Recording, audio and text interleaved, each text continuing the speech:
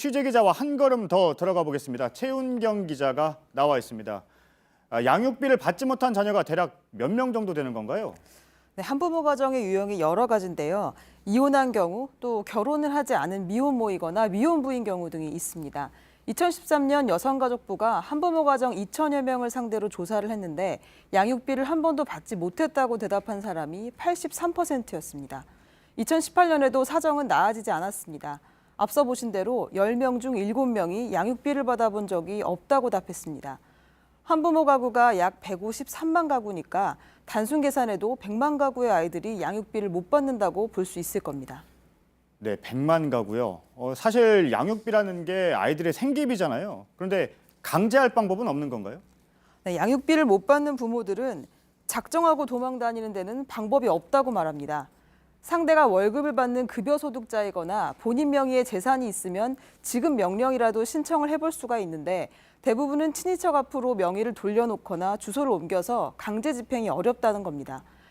자녀를 양육하면서 양육비를 받기 위해 또 소송을 하는 게 현실적으로 쉽지 않다는 점도 이유입니다. 네, 그런데 이 문제를 해결하려고 만든 게 있잖아요. 그러니까 양육비 이행 관리원. 네. 이건 실효성이 없는 건가요? 실효성이 없지는 않습니다. 예. 2015년에 양육비 이행관리원을 만들었는데요. 이 소송과 상담 절차를 지원을 하긴 하지만 양육비를 주지 않는 부모에게서 강제로 돈을 받아다가 줄 수 있는 힘은 없습니다.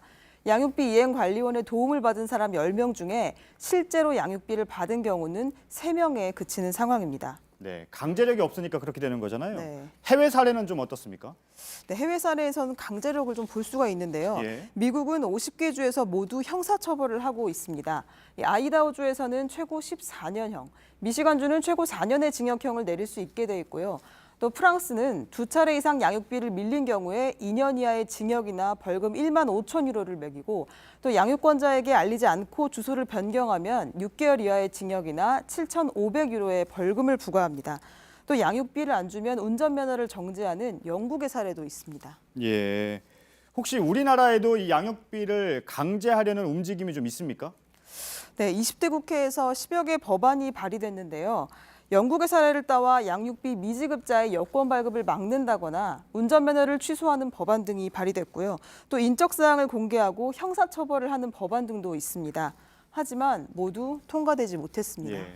오늘 비하인드 플러스에서도 이 문제를 다루죠. 네, 그렇습니다. 수입차를 타고 또 골프를 칠 정도로 경제적 여유가 있는데도 양육비를 주지 않거나 양육비 지급을 피하기 위해 친인척 명의로 재산을 돌린 사례 등 실태를 준비했습니다. 네, 최은경 기자는 2부에서도 다시 뵙죠. 잘 들었습니다.